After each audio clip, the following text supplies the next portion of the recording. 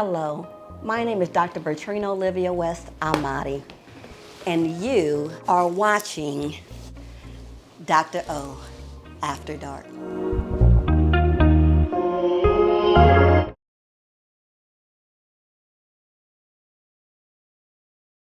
Hey y'all, hey, this is Dr. O here for another wonderful episode of Dr.O After Dark. And today I am joined with the wonderful, the talented Ace May, singer, musician, songwriter, and actress. So, welcome to Miss Ace May. Thank you for having me. You are so welcome. So tell us a little bit about who you are and what you got going on. So, yeah, I like to call myself a musician, entertainer. Yeah, just all things entertainment, but music is where my soft spot is. Okay. I love to sing. I grew up singing, writing, all kinds of stuff. So, yeah.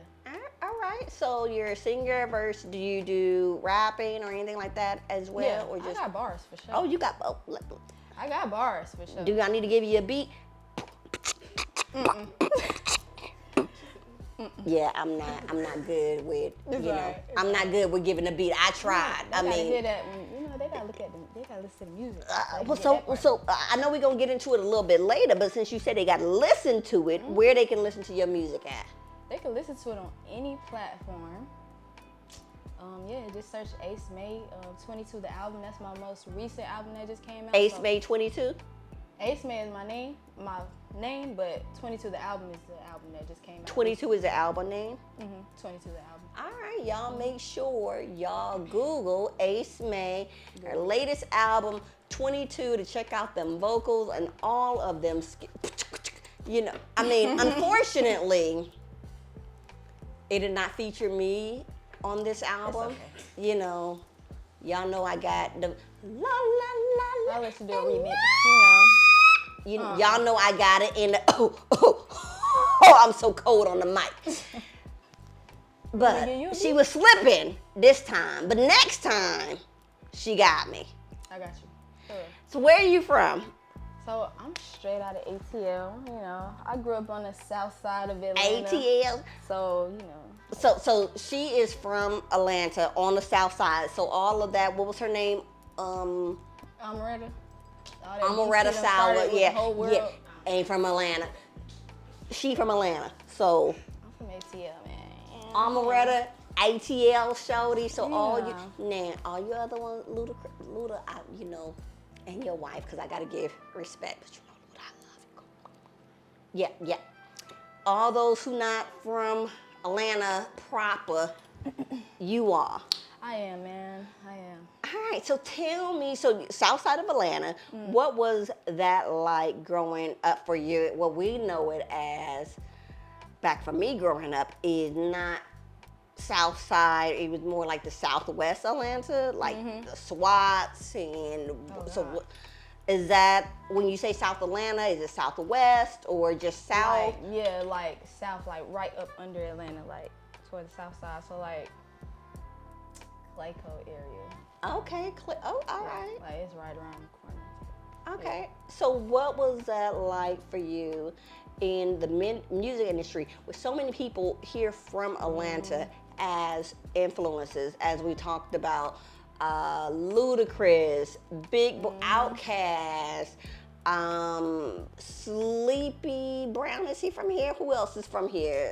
What you call it? Tiny and her. Oh yeah. Candy, I know, and Tiny, and Tia. Hey, y'all all gonna come on Dr.O After Dark. Yeah. A lot of legends. Absolutely. I went to performing arts school in high school. Okay. So I went to Tri-Cities, and Outkast actually came from there, I believe. Really? Yeah. Like they went there too. Okay, so we got some alumni in here. Yeah. So the alumni need to come and support from Tri-Cities alumni. Outkast. Yep, they be saying it in their raps. Like if you listen to some of the old songs, they said it. Tri-City, something. Oh, okay. But Miss Erica, because we all know the history and story. Erica Badu, that is my sister, my mother, my breath, my life, my everything. So, in affiliation with your baby daddy. Come on, we gotta have y'all on Dr.O After Dark. All right. Yeah. So, tell me, do you have siblings? I do. Okay. I have What is? 3 siblings, 2 boys and a girl, and they're all kids. Meaning they much younger than you? Yeah, they're like, it's like an age gap between all of us. Like the last 3 versus me, it's like an age gap. How big is the age gap?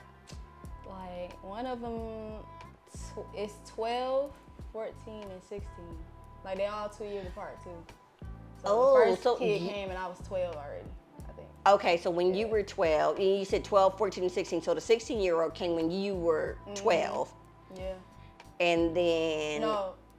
14 and then 18? No, so the ages, they're like 16. 14, 12, and 10. That's their age. 14, 12, but and the gap 10. is like 12, 14, 16. Okay, so the 14-year-old was born when you were 12. Yeah. And 12-year-old was when you were 14, and the 10-year-old was when you were 16. How was that? I don't know, man. I feel like I was ready for siblings, though. Like, I feel like I was one of them kids that asked for siblings. Even though I low-key still had only child syndrome, but it was like I wanted a sibling. So when they did come, I was like excited. I was excited, yeah. But I was always babysitting, so. So I know, like, and I think of even in my own life, my son, he was 12 years old when I had my daughter, and now he is 23, and my daughter is 11. But they have it's funny, they have an amazingly close relationship. Not as close as, you would say if they were 1 or 2 years or a couple of years apart, but still that big brother, little sister bond has been, amazing. Would you say that you see that, or has it also, we look in and say, through birth order, there is different things that we feel or see that may have impacted us throughout our life. Sometimes with the oldest child, we're exposed to more. We know more. We see more. Our parents confide in us more. Whereas, the middle child or the young, the baby is the baby and they have less. And the middle child, I'm a middle child. We all go through that middle child syndrome. But with you having 3 younger ones, I would think the oldest one, that's 14, may seem more like, because they're in a household together, the oldest, and then the 12-year-old is probably the middle, and then the 10-year-old is the youngest, and you're kind of like this outlier because you're so much older. Or I do feel like an outcast. Like, it's weird because we're literally not in the same peer group. So it's like, it's interesting because, like, the youngest one is the girl. The other 2 are boys. Okay. So it's like, she automatically gravitates toward me because big sister, like, okay, cool. Like, she be telling me little stuff. So it's like, okay, that relationship is a lot, like, closer long term. But the boys is crazy because, like, when they were smaller, it was like, yeah, we was attached at the hip. But then it's like, when they got older and they started turning into boys for real, it was just like, and not wanting to listen to their big sister. Stage where they want to be in their room. They don't really associate like that. So it's like a whole nother vibe. But my sister, she just want to be up under me. Like, she don't care. She don't care. And she's the one that's, my sister is on my mom's side, and then my brothers, they on my dad's side. Okay. So she low-key an only child at this point because I don't live in the house with them. So it's like she over there. You know what I'm saying? So when she do see me, she be all up under me. She just want to talk and play and, like, yeah. So it's cool though. Okay. So are you the only child from both your mom and your dad? Okay. Yeah, I'm the magical child. the the magic one that holds it all together. Yeah. Cause they got well, no. Yeah. Never mind. I was trying to figure it out, trying to calculate how many they have all together and all that. Now, are your parents Were they married? No, they weren't, but I think they were together probably like 9 years or something like that. Oh, wow. Yeah, because they were already together like for a few years, like before they even had me. Uh-huh. So yeah, they were together for a little while though. Okay. How is your relationship with your parents now? It's great. I thoroughly enjoy my relationships with my parents for real. Like That's good. like for real, like having, and I guess because I'm older now, I can talk As to them you about have that certain stuff adult now. relationship. Yeah, it's like a whole Yeah. nother vibe for real. Like it's not like somebody standing over you telling you how to live. You know what I'm saying? Now it's more like, okay, like we here with it. Like we talk about anything, like both sides. So tell me, when in your music, do you also write your own music? Yeah, I write my music. What is your inspiration behind your lyrics? I would say at this point in life, like it's literally just me expressing myself or like getting out feelings or whatever's on my mind. You know what I'm saying? Like it's literally like a release type of thing. Okay. So whatever it is that I feel when I hear that particular track or whatever, it just that's where I start usually. Yeah. So here we talk a lot about just other outlets and avenues of, seeking mental health treatment. It's not always through therapy, but Yeah. especially with a lot of us that are in the Black community. Music is built into our soul and in our bones. From Africa, the beats, the drumming, from our, just our history, which is built into our DNA. And that a lot of times is therapeutic. What I ask a lot of my clients and what I have them do is I have them create a fuck 'em list. That's a playlist that when you are maybe struggling mentally, you just want to tell him, her, the world, whatever, screw you. That's necessary. I'm still good. I'm going to get through. You're not going to break me or take me down to a place or what have you. And for a lot of us who don't even seek out therapy, music is, It is. Keisha Cole, the whole Waiting to Excel, Yeah. Jasmine Sullivan. I mean, these are these are people that's on my Adrian Green, on my FM list, which is probably most dedicated to my husband. Like when I get mad in my relationship and like, screw you, Negro. Yeah, for sure. So if you were to create your therapeutic meditation, what soothes you, FM list, what songs would you have on your playlist?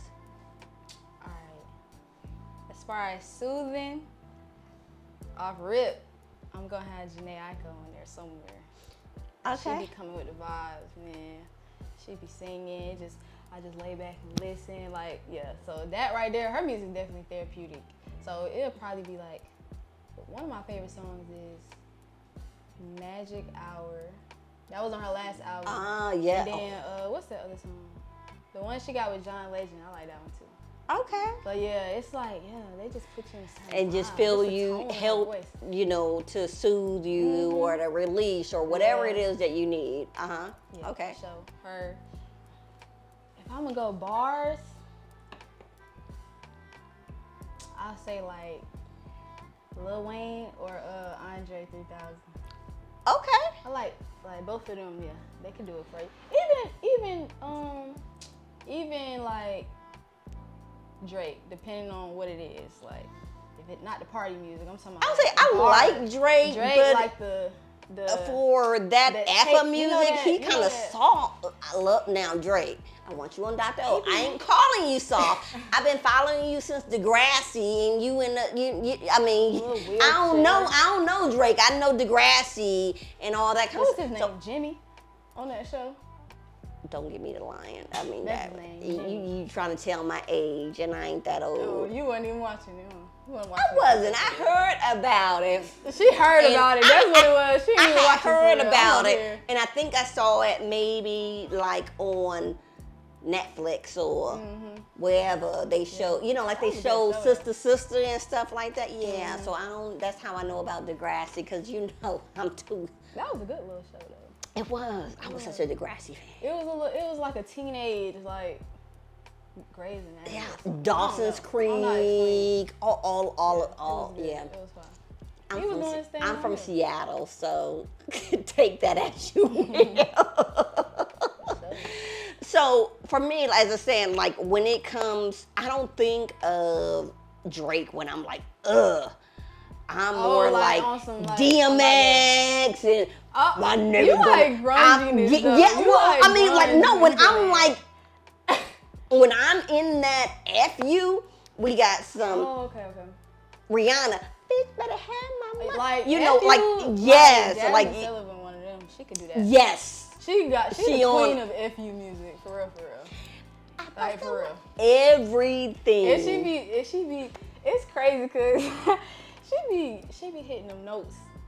And she be having an attitude. And it at the sounds same so time. beautiful, but How you it's doing like so that? gangster at the same time. It be so that you angelic, are but it's something about it like it hits you fight. hard. And when you really like you be vibing, and then you crazy. really listen to it, and you're like, did she just Right. say that she Like, cheated hold on on, her let me wind that boyfriend with the woman? that broke the windows out your car. That was when I at first really got on her. I was That like, is still a classic. I never heard nobody talk like that in a singing like R&B song, and I was I like, bust the windows out. and it was like a joke at first. I'm like, dang, like she crazy for this, and then I was like, nah, she can really blow though, like. she can Well, really so you are well, I was gonna say you probably much younger. We probably about the same age. Probably about the same, yeah. Well, yeah. But there was a time in the past life when I was in the Navy, and back in 98, 99, early 2000s with the juvie, when I was hitting on some of that. You know, I ain't gonna say we had some shenanigans going on. To put the crazy part is it was not to dudes. What you mean not to do? Like, so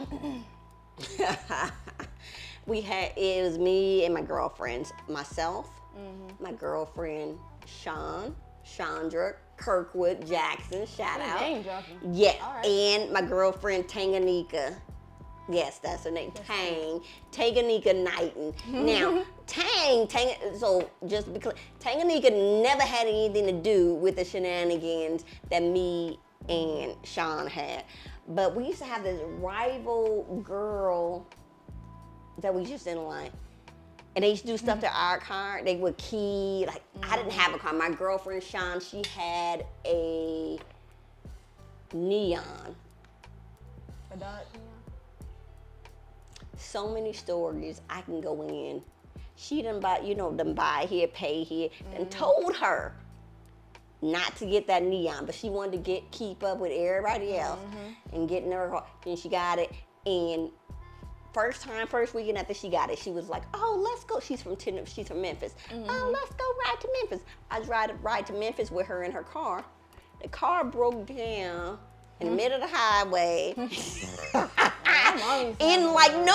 But it was like in some backwoods, Mississippi, Alabama, somewhere where we like they lynching around.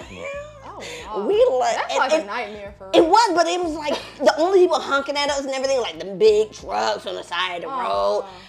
The car is. But we had this wonderful black family who I'm still, friends with their sons today, who was heading and driving. The mom, they were driving on their way to Memphis. They picked me and her up, and they drove us from where we were here in like Mobile, Alabama. Now, we were stationed in Pensacola. So to get from Pensacola to Mobile, that's only 45 minutes. Her car done broke down. Dang. And y'all on a road trip. That's crazy. 45 minutes outside of where we was at. But But yeah. broke down when y'all got there. Uh-huh. Worse to tow back. Yeah, I forget. She had to ask like her grandmother or something like that to pay for her to get back. That's what I think her grandmother was like, yeah, I'll pay for you to get back with my granddaughter. So I had told her, I was like, I'll ride with you, but I don't have any money. But she was so like big on, no, I want to go home. I gotta see my boo, pre-poo camp boo, Terrell, who she had tattooed on her in Chinese letters and all that, all the boot camp all the look. details. I mean, because it's funny part about the name that it didn't say like in China, it didn't say Terrell in the Chinese characters. She had like the T, the dot, each letter out in his name, which it didn't say Terrell. It was just like a whole bunch of Japanese or Chinese characters. Yeah, like it's complicated a different way. Dang. But she wanted to go see him. I told her, I said, I don't have any money this week, and we didn't get paid. She's like, oh, I'll take care of everything. I got money. I got I'll take care of everything. We're gonna stay at my house. Okay. So we hop in the car. Car break. She had no money. She had no gas. Oh, God. That's just a whole nightmare altogether. The family we was riding when they went and got something to eat, she didn't even have money for us to get food. Yeah, see, you don't need to be on a road trip if you can't save yourself in a disaster. It was horrible. And then we got there, and the grandmother, after her car broke down, the grandmother was like, I'll pay for you to get back because you're my grandchild, but I'm not going to pay for your friend to get back. Yeah. I was like, oh, no. You had me come up here and knew that I didn't have no money, so I got to be back to the duty station on Monday. Somebody going to pay for me to get back. Like no, she was about to leave me. Oh. Because her grandmother was going to pay for her to get back, but was like, she ain't paying for me. And I'm like...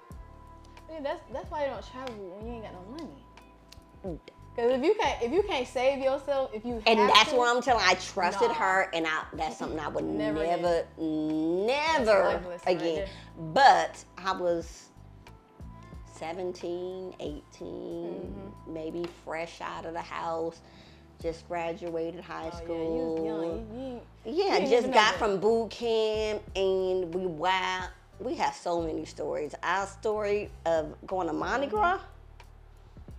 You gotta have them come up here then. Some of your folks. Yes, we had to bring Sean and Tang and all them on Dr.O. And have a wonderful time.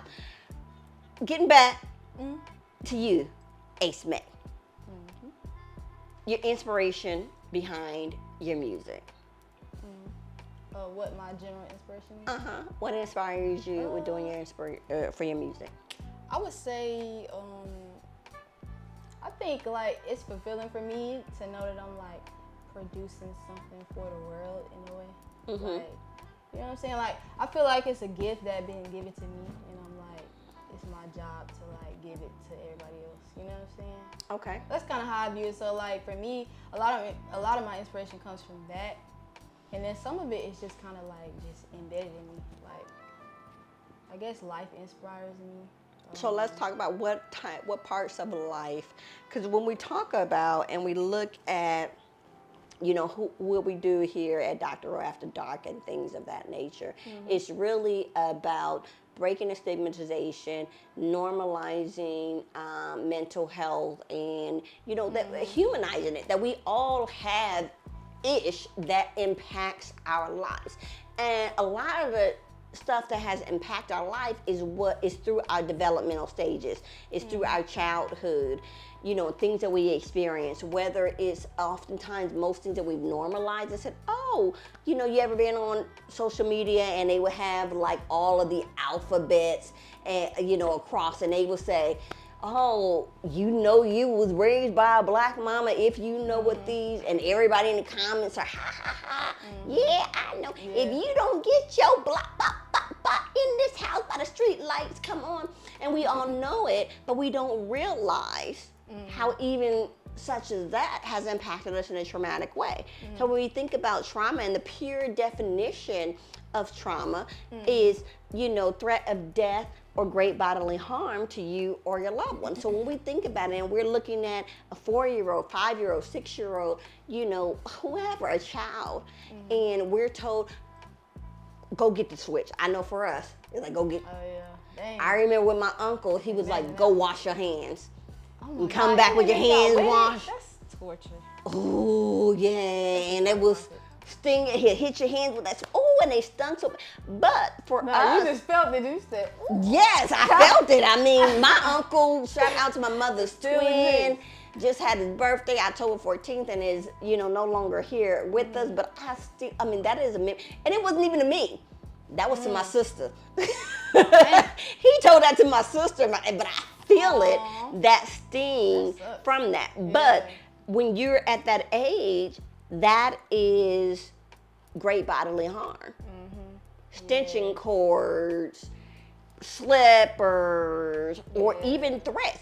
I'll knock you in the middle next week. Right. I done brought you in this world and I will take you out. Right. How many times have we heard these things? And we can look at it as adults. We might even say these same things to our kids. And because we can look at it as adults and say, well, we know that the reality behind it. Yeah. But when we look at it and we say, but the child that we're saying it to, that toddler, that preschooler, that early elementary school, do they really understand and comprehend that they're not about to be taken out of this world? And so with that, tell me, I guess, a little bit more about maybe your upbringing in regards to maybe some of the things that we have conceptualized or negate as just part of life, whether it's being raised in low socioeconomic neighborhoods and seeing violence, of poverty, latchkey kids, all of these different things that oftentimes we contribute either to the Black experience or the minority experience, the immigrant experience, whatever the POC experience. How has that impacted or reflected in your music and who you are today? It's funny you say that because it makes me have to think now, like, dang, what's normal and what's not? Like, what's healthy and what was not healthy? But as far as like, I do have like childhood, I don't even know if it's, I don't know. I could be minimizing it, but I don't know.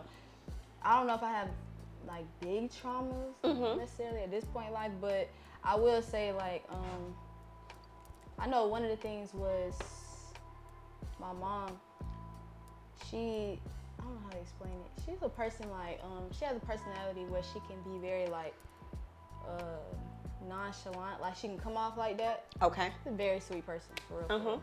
But she just doesn't like emotionally go past like the highs and the lows. You know what I'm saying? Like she kind of in the mid range. It just kind of, like she don't let herself get too like out of pocket either direction. You know what I'm saying? So it's like she, like in life, I would compare when I was younger because, I just knew what felt good at the time. But my dad is, he's one of those parents, like he paid attention to the little things.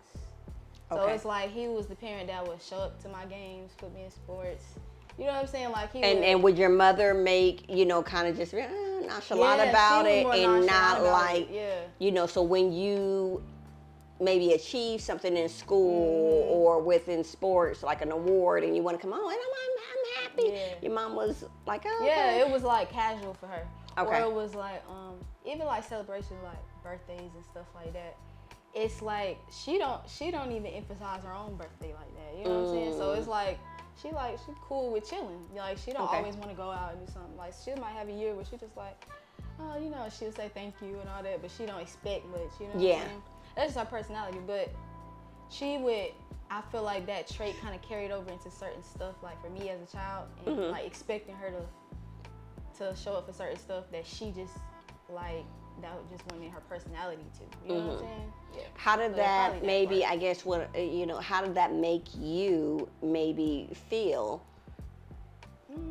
Did you feel like like sometimes what we talk about a lot is that rational mind versus that emotional mind. Like I know my mom is my mom. I know my mom loves me. Yeah. Of course, but it's a difference between knowing in that rational mind and feeling it in that emotional mind. Like I don't feel loved and I don't feel like nobody. We go through this, especially during our teenage years. Yeah. Nobody loves me, etc., etc. Would you say that based on, especially maybe like based on your mother's behavior where she didn't maybe celebrate you as much as maybe you wanted to? Yeah. Did you ever, feel that way?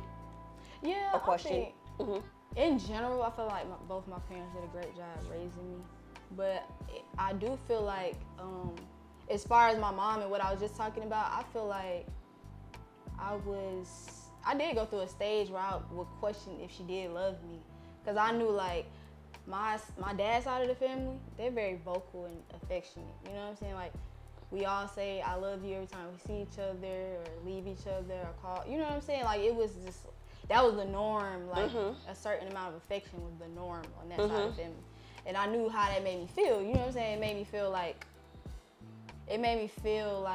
I mattered, like I was special in some kind of way, whatever. But on my mom's side of the family, it's not as fluid in that way. Okay. You know what I'm saying? That side of the family, like, we crack a whole lot of jokes, we do a whole bunch of, but like, I don't know how to explain. Like, in my direct household, like, my mom wasn't like super affectionate towards me, like certain stuff.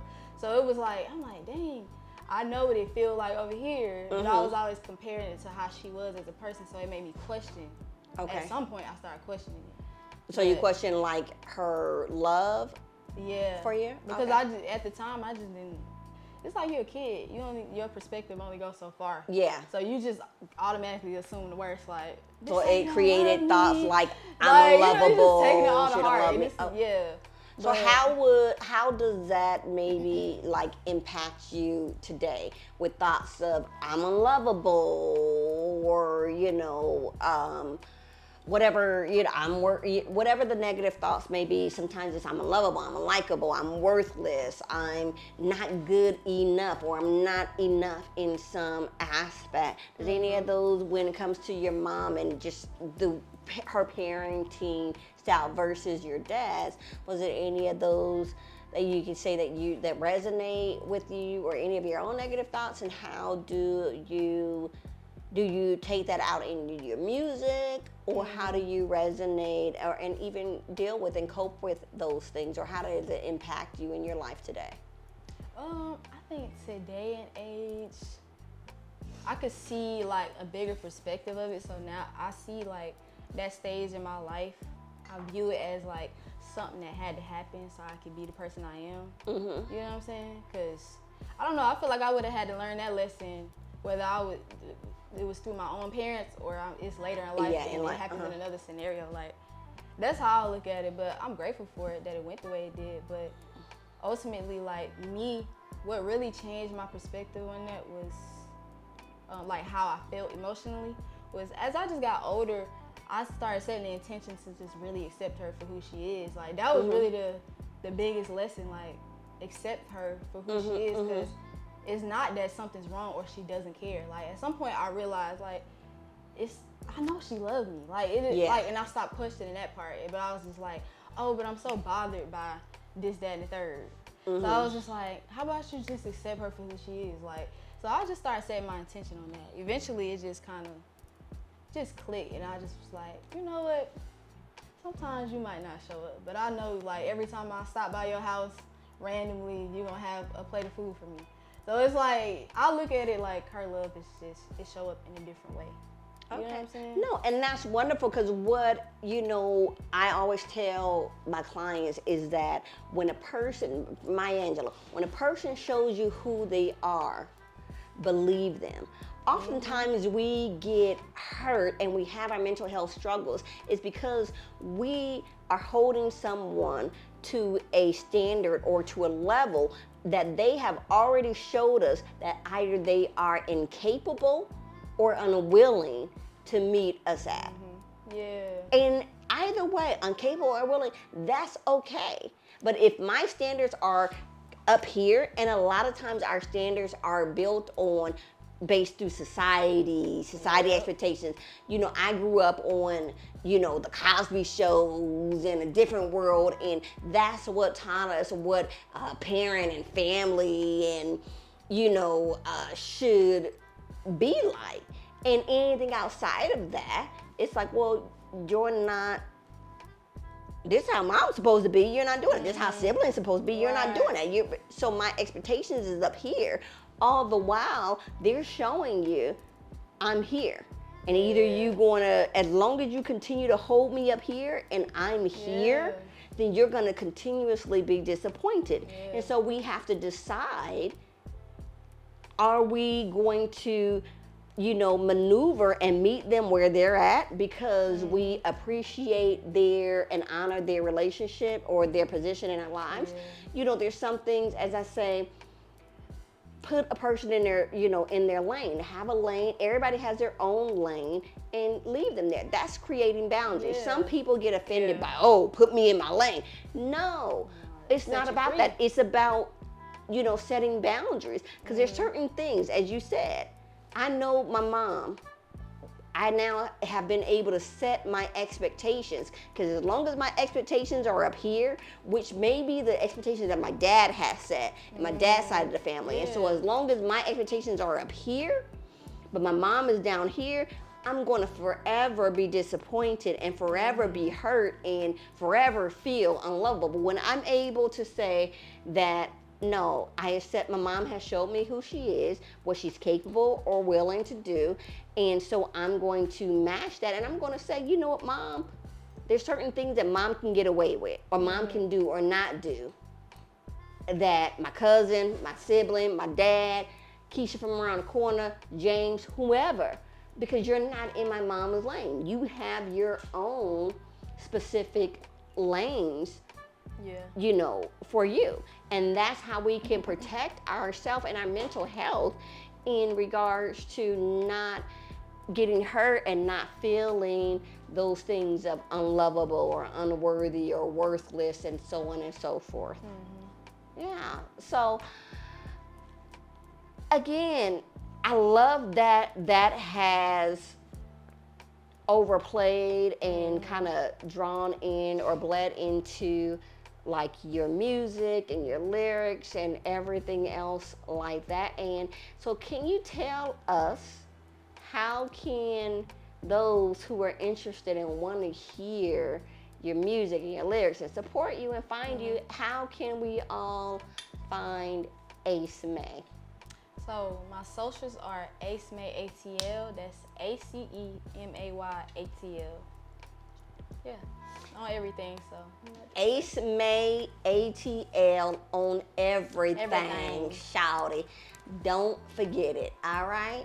Thank you so much, my love, for being here. Yes, I hope you do come back and have more dialogue with us. We really appreciate you for being here and normalizing what trauma looks like in mental health in all of us, and how other outlets, because not all of us want to seek out therapy because of stigmatization and everything, but we have all of these other outlets. To be able to get the healing that we need. And music is just one of them. Yep, I be crying. One of the most powerful ones. Yep. And what's funny is the music that I be feeling the most emotional about, and I be like crying while I'm writing it type stuff, and those be the ones that touch other people too. They come back and they be like, because they're feeling your feeling. Absolutely. Because it resonates. So it definitely does. When you write stuff that resonates, I feel better. Yeah. I mean, that it really will teach. When you are real and raw from your soul, so many of us are going through and struggling with a lot of the same issues. That when you speaking from your heart and from that pain and from that pain point and what you're going through, it's going to touch somebody else. Yep. Because we're all interconnected. Sure.